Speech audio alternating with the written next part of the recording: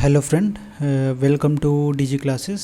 तो ये हमारा जो विश्व भूगोल है उसका हमने पार्ट 1 देख लिया था।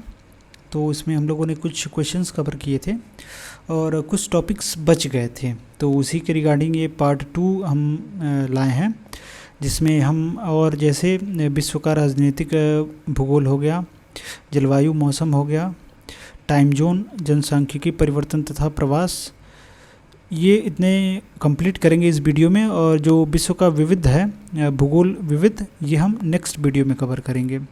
तो चलिए ये 3-4 टॉपिक हम लोग अपना कवर कर लेते हैं। तो चलिए स्टार्ट करते हैं क्वेश्चन। तो टॉपिक हमारा क्या है? विश्व का राजनीतिक भूगोल, जिसमें पहला क्वेश्चन है, अजरबैजान जो कभी सोवियत संघ यूएसएसआर का एक हिस्सा था, निम्नलिखित में से कौन सी उसकी राजधानी है?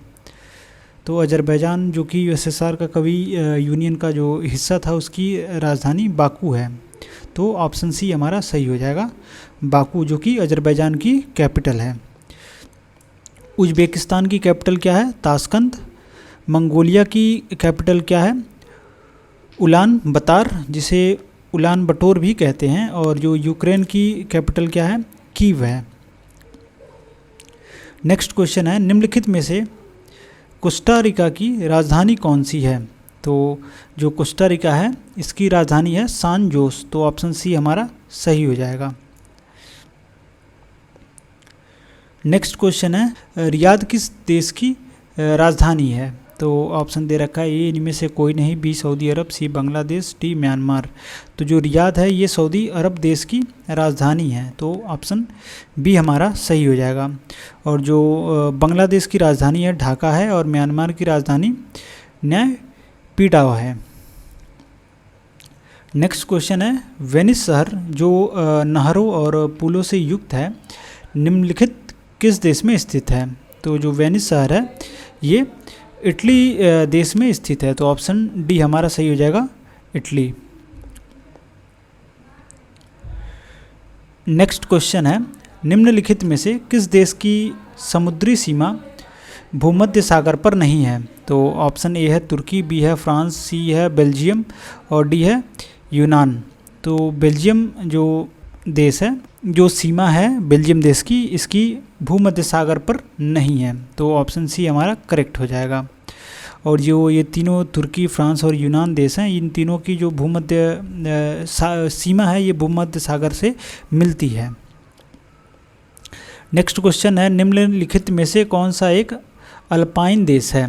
तो जो इटली है ये क्या है? एक अल्पाइन देश है। तो ऑप्शन बी हमारा सही हो जाएगा। और जो अल्पास पहाड़ों के आसपास स्थित देश को ही हम लोग क्या कहते हैं? अल्पाइन देश कहते हैं। तो वर्ष 1991 में अल्पाइन कन्वेंशन द्वारा परिभाषित अल्पाइन देशों में 8 देश शामिल है। इसमें कौन कौन से हैं? इटली है, फ्रांस है, ऑस्ट्रिया है, स्विट्जरलैंड है, लिechtenstein है, और जर्मनी है, और स्लोवेनिया है, और लास्ट है हमारा मोनाको। ये 8 देश हैं जो कि अल्पाइन कंट्री कहलाते हैं। किस कन्वेंशन के तहत? 1991 कन्वेंशन के तहत। नेक्स्ट क्वेश्चन है, इनमें से कौन सा यूरोपीय देश है? तो ऑप्शन दे रखा है, ए बुल्गारिया, बी सूडान, सी बेनिन, डी घाना। तो जो बुल्गारिया है ये क्या है? एक यूरोपीय देश है। तो ऑप्शन ए हमारा सही हो जाएगा। और बुल्गारिया की जो राजधानी है ये क्या है? सोफिया। और इसके पूर्व में काला सागर अवस्थित है। और जो बुल्गारियन लेव इसकी आधिकारिक मुद्रा है। तो ये भी याद रख लेंगे। नेक्स्ट क्वेश्चन है हमारा, दुनिया का सबसे छोटा देश है? तो ऑप्शन दे रखा है, ए नेपाल, बी है वेटिकन सिटी, सी है मालदीव, डी है श्रीलंका। तो जो वेटिकन सिटी है ये दुनिया का सबसे छोटा देश है। तो ऑप्शन बी हमारा सही हो जाएगा। और जो वेटिकन सिटी कंट्री है ये यूरोप महाद्वीप में स्थित एक देश है। वेटिकन सिटी पृथ्वी पर सबसे छोटा स्वतंत्र देश है, जिसका क्षेत्रफल केवल 44 हेक्टेयर है। ईसाई धर्म के प्रमुख संप्रदाय रोमन कैथोलिक चर्च का यही केंद्र है, और इस संप्रदाय के सर्वोच्च धर्मगुरु पोप का निवास यही स्थित है। नेक्स्ट क्वेश्चन है हमारा, विश्व में क्षेत्रफल के आधार पर सबसे छोटा देश कौन सा है? तो अभी हम लोगों ने पिछला क्वेश्चन देखा है, सेम वही क्वेश्चन है। ऑप्शन सी वेटिकन सिटी क्या है? क्षेत्रफल के आधार पर सबसे छोटा देश है, जिसकी क्षेत्रफल कितनी है? 44 हेक्टेयर, 44 हेक्टेयर इसकी क्षेत्रफल है। नेक्स्ट क्वेश्चन है, निम्न में से सर्वाधिक सीमाओं वाला देश कौन सा है? तो ऑप्शन है ए है चीन, B Brazil, C Canada, D Bharat. तो जो चीन है ये इस देश से सबसे सर्वाधिक सीमाएं लगती हैं, तो ऑप्शन ए हमारा करेक्ट उत्तर हो जाएगा। और जो चीन है इससे 13 देशों की सीमाएं लगती हैं। नेक्स्ट हमारा टॉपिक आ जाता है विश्व के भूगोल में जलवायु तथा मौसम। तो इसका पहला क्वेश्चन देखते हैं, सर्वाधिक वार्षिक वर्षा कहाँ होती है? तो ऑप्शन दे रखा है A Canadian shield, B Amazon basin, C Ganga basin, D Siberian मैदान। तो जो अमेजन बेसिन है यहीं पे पूरे विश्व में सर्वाधिक वर्षा होती है, तो ऑप्शन बी हमारा सही हो जाएगा। और यहाँ औसतन वार्षिक वर्षण 200 सेंटीमीटर से अधिक रहता है, और ये बेसिन विषुवत रेखीय प्रदेश में पड़ता है, जिसे यहाँ वर्ष भर वर्षण होता है, मतलब पूरे वर्ष वर्षा होता ही रहता है। नेक्स्ट क्वेश्चन है हमारा, धुंध जो नमी के बड़े कणों से बनता है क्या कहलाता है? तो ऑप्शन ए है कोहरा, बी ओस, सी बादल, डी उपरोक्त में से कोई नहीं। तो जो धुंध है ये ह्यूमिडिटी के बहुत बड़े बड़े कणों से मिलकर बनता है, तो इसे हम क्या कहते हैं? कोहरा कहते हैं। तो ऑप्शन ए हमारा सही हो जाएगा। नेक्स्ट क्वेश्चन है, टर्मिनल डॉपलर रडार TDR किसके लिए प्रयुक्त किया जाता है? तो ऑप्शन दे रखा है ए मौसम की भविष्यवाणी, बी खराब मौसम में हवाई जहाज़ों को उतारने में, सी भूकंप का मापांकन, और डी है गहरे समुद्र में मार्ग निर्देशन।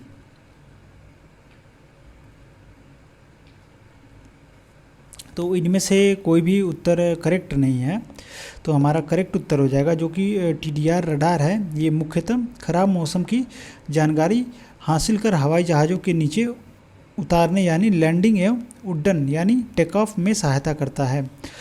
और कुछ मौसम वैज्ञानिकों द्वारा भी WR द्वारा एकत्र आंकड़ों का प्रयोग करके मौसम की भविष्यवाणी की जाती है। तो जो TDR रडार है ये जो भी प्लेन्स होते हैं एरोप्लेन, उनके लैंडिंग और टेक ऑफ के लिए यूज़ किया जाता है, और कहीं कहीं से इसके जो डेटा रहते हैं इसके इकट्ठे करके वेदर फोरकास्टिंग के लिए यूज़ किया जाता है। नेक्स्ट क्वेश्चन है हमारा, निम्बस किस मेघ को दर्शाता है? तो ऑप्शन ए है पंख की तरह लगने वाले, बी ढेर की तरह लगने वाले, सी वर्षा मेघ, डी ऊपर से गोलाकार लगने वाले। तो जो निम्बस है ये वर्षा मेघ को दर्शाता है, तो ऑप्शन सी हमारा सही हो जाएगा। और जो काले रंग के ये घने बादल किसी भी आकार के हो सकते हैं, और इनकी सघनता के कारण अंधकार छा जाता है और अत्यधिक मात्रा में वर्षा होती है। नेक्स्ट जो हमारा टॉपिक आ जाता है ये है टाइम जोन। तो आइए इससे रिलेटेड क्वेश्चन देखते हैं। तो इससे रिलेटेड पहला क्वेश्चन जो है, दुनिया को समय क्षेत्रों में बांटा गया है, समय क्षेत्र की कुल संख्या क्या है? तो जो समय क्षेत्र की कुल संख्या कितनी है? 24 है, तो ऑप्शन बी हमारा सही हो जाएगा। और भारत में केवल एक समय क्षेत्र है, यानी एक ही एरिया लाइन से हम क्या करते हैं, अपना टाइम मेज़र करते हैं। और वर्तमान में सर्वाधिक समय क्षेत्र फ्रांस के पास हैं, कुल 12 समय क्षेत्र हैं, मतलब अलग अलग एरिया में उनको अलग अलग टाइम होगा, 12 तरह का टाइम दिखेगा पूरे फ्रांस में। नेक्स्ट हमारा क्वेश्चन आ जाता है, विश्व को कितने प्रमुख काल क्षेत्रों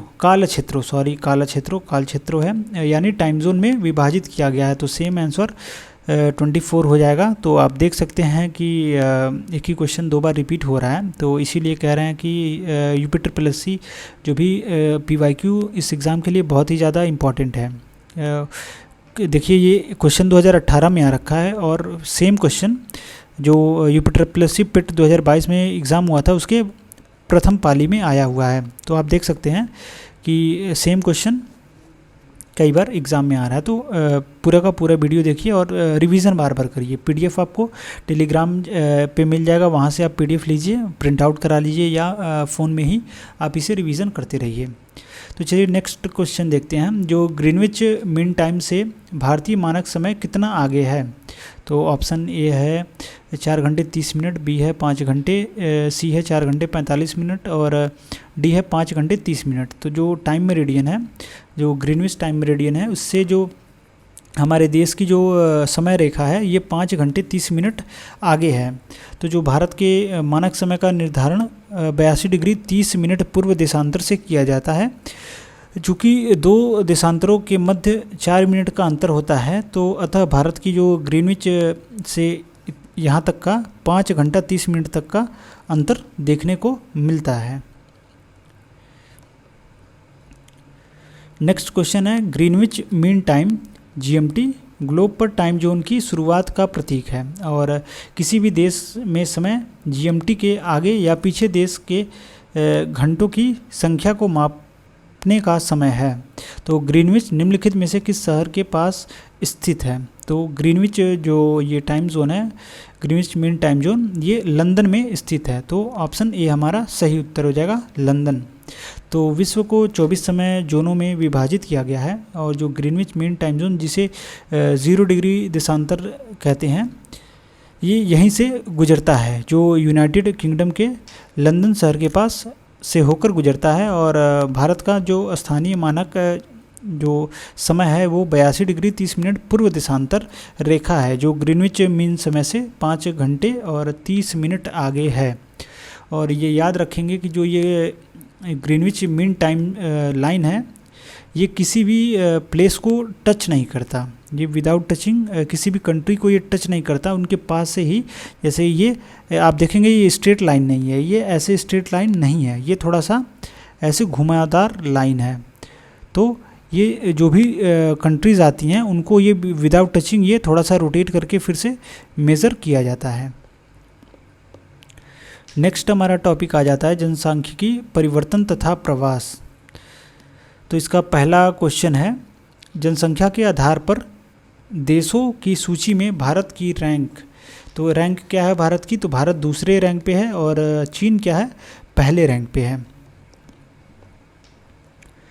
नेक्स्ट क्वेश्चन है, निम्नलिखित में से कौन जनसंख्या परिवर्तन का घटक नहीं है?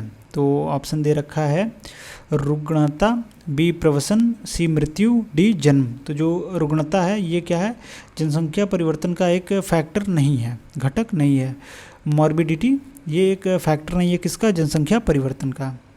जबकि जो जन्म, मृत्यु और प्रवसन है ये सारे के सारे क्या हैं? जनसंख्या परिवर्तन के फैक्टर हैं। नेक्स्ट क्वेश्चन है हमारा, पृथ्वी के उत्तरी गोलार्ध में रहने वाली कुल मानव आबादी का अनुमानित प्रतिशत क्या है? तो जो उत्तरी गोलार्ध है पूरे पृथ्वी का, इसका जो अनुमानित प्रतिशत है जिसमें कुल आबादी रहती है ये 90% है। तो ऑप्शन डी हमारा सही हो जाएगा। 19% जो पूरे वर्ल्ड की पॉपुलेशन है वो उत्तरी गोलार्ध यानी नॉर्थ हेमिस्फीयर में रहती है। नेक्स्ट क्वेश्चन है हमारा, निम्नलिखित देशों में से किसकी विश्व में न्यूनतम प्रजनन दर है? तो ऑप्शन ए है सिंगापुर, बी है दक्षिण कोरिया, सी है ताइवान और डी है लाटविया। तो दक्षिण कोरिया है, साउथ कोरिया, इसकी जो बर्थ रेट है ये पूरे कह लें हम पूरे विश्व में सबसे कम है। तो जो सिंगापुर का है ये कितना है? 1.0 है, दक्षिण कोरिया का 0.7 है, लाटविया का 1.4 है। और CSI के आंकड़ों के अनुसार वर्ष 2024 में ताइवान में न्यूनतम प्रजनन दर 1.1 था। और ध्यावत है कि विश्व बैंक ताइवान का पृथक आंकड़ा जारी नहीं करता और प्रश्नकाल है वर्तमान में भी दिए गए जो भी विकल्प में न्यूनतम प्रजनन दर दक्षिण कोरिया की ही है।